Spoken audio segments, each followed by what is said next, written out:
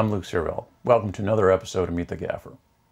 From time to time, I get the opportunity to work with the national networks like ABC, CBS, NBC, when they have one of their news shows or talk shows that want to pick up a story in the Bay Area.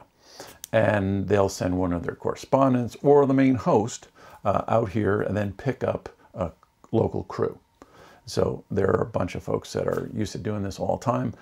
I don't, but from time to time I do, and it's kind of fun because it's often connected to celebrity or some ongoing interesting story that we're all talking about. And so usually the crew that they pick up is a camera person and a sound person, and they do everything, including the lighting. Well, once in a while, they need a little more lighting work, and so I had that opportunity a little while ago where they were sending out their main host and wanted to do a sit-down interview with 6 guests. And so how that set up was, we'll just do it from above. We had a nice space in, I forget, it's like the film center in the Presidio. And so it was an open room with windows on either side, and it was kind of a long room. And so the plan was, and there's some columns scattered throughout that we had to work around a little bit. But the idea was, hey, we'll look towards these windows. We blocked some of these windows, and then we're going to put the host here. So that would be the host, and then there was like a sofa here, and that would have 3 people, and then there would be 3 individual chairs here, and that would be all 6 people. So now this was going to be covered with like 5 cameras. So there was 1 camera for the host, and then to get these folks, another camera was kind of around there, and then there were 3 cameras scattered around here as well. And so, how do you light that?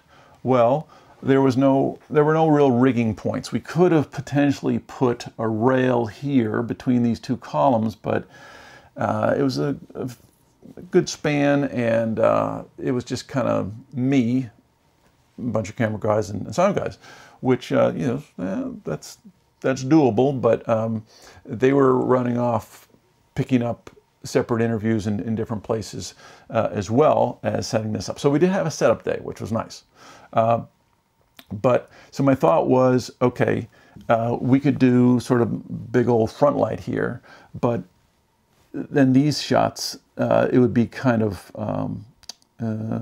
flat lighting onto these people, and then this angle, it would be two-sidey. So, you're having to light for all these positions, and you can't have anything here because cameras see the world, right? You're kind of on this line. So my idea was, for this shot, I've got to have nice lighting on our host. So I wanted to have at least, a nice soft light, so an S60 with a softbox for our host, and then I'd put soft crate on that so that it wouldn't affect these folks. And then for these people, I wanted to have that same kind of light with a softbox to capture these people, to just give them more of a key that was more of a back key. And then I couldn't really get backlights in here, so out of frame, I got kind of an 800 joker to smack through a frame here to give kind of a general glow here. And then we had the same thing. We had a light coming from behind here somehow that would give these guys kind of an edge as well. So now to get these 2 lights here, what I ended up, first my plan was, okay, I'm going to do this with Menace arms, right? So speed rail, and it was long enough because I had to get away from these cameras, didn't want to get into these shots. that I had to, extend them. You have two pieces of rail, and then I had a stand here and a stand here. These would be junior stands or whatever. And so that was the idea there, and do the same for this one. And that was a connected one as well. But my problem was the S60s were a little heavier than I thought they were going to be. This is one of the first times that I had rigged them in a Menace arm situation. And so these stands couldn't quite take that weight that far out. So I ended up at the last minute throwing in a goalpost here for these Menace arms to rest on, and these stands were just out of frame of these cameras that were capturing that. So I just wanted to jump in here a sec, because from the last episode on Menace Arm Basics, Ted Homewood responded and added a few more setup and safety tips. So I just want to go over those because I used those on the Menace arms in this episode. So let's say you've got your stand, and I usually use like a medium high roller. I've got the American, and you have your gobo and then your length of pipe, and there's actually a kit that Modern makes that gives you, it's sort of an all-in-one where you have the sleeve, and then you have an ear, and then you have a post. And on the post there's a little loop, and then you can buy the ends, and that has a little loop, and then here either a baby or a junior receiver, and that has a loop as well. And then you can run a ratchet strap, either one here, or one the whole way, depending on what your length is. And that way you can sort of pull this up. If you've got sag going on this, on the leading end, then it can kind of pull it up a little bit when you ratchet this up.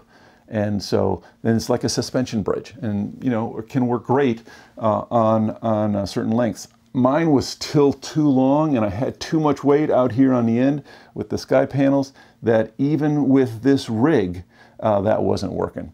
And so I had to put in that goalpost here for this to rest on. Now I only have one of these kits, so then I jerry-rigged the second one with a piece of speed rail, up and down here, and then like a speed rail fitting up here to send the ratchet strap through. And then, did some chain vice grips or something here and tied it off. And then just another tip, standard, just like you would with a C-stand, you want to have a leading leg underneath your weight. So if this is your weight, you want to have a leg out there, rather than, splaying your legs like that. It can go over, that stand can go over a lot more easily than if you put one leg underneath that weight. So that was a bit of a trick. And then I had bounces here with, I think it was like an M8 and something else as well. And that was the sort of general front soft light for our three people here.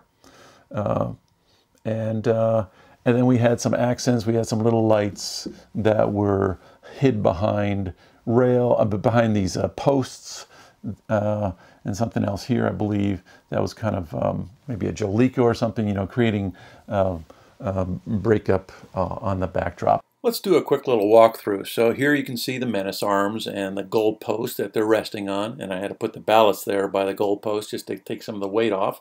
You can see the bounce there with the 800 Joker into it, so it wasn't the M8. The M8 is probably the one that's in the corner coming back, but we'll look at that in a second. So there you've got the three individual seats, and you've got the S60 from above with the softbox on it, and then you've got the ambient light as well as the Joker bounce on the front there as a front light, and then on our host who's sitting on the left. We've got an S60 from above with the soft crate on that.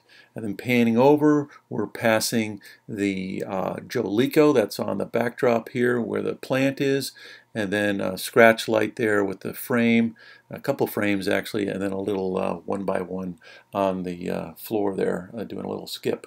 And then panning off across here, you can see the little scratch light behind the column, and I was wrong about the 4 columns. They're like all in the middle of the room. And then there was a little dado, I think, a little glow there on the left wall, and then 2 jokers that were banging into the background. Now we're going to do the walkthrough 2 more times, and I'm just going to come from behind the scenes, and they actually do a little B-roll opener where the host walks in and greets everybody. And so this is kind of the host's point of view. So there's the host chair, the couch, and the chairs. You can see the speed rail from above, and just kind of get a sense for the room and how we had to fill it up to make this happen. Senior DP, and it looks, if you look past the column there, you can actually see that there are 2 cameras behind the host. So now we're walking in with the guests seated, and some of the cameras were handheld for the beginning, and then they had to pop them onto tripods to capture the main part of the show. And a lot more interview was captured, you know, an hour or 2, and then that was cut down for the show. You know, it's a fairly involved setup for one crew person with the help of everyone, but not a dedicated grip, so to speak. And so, but I think it worked out pretty well. And it's just, it was kind of fun to set up, and I thought you might enjoy that. So thanks for watching. We'll see you again next time.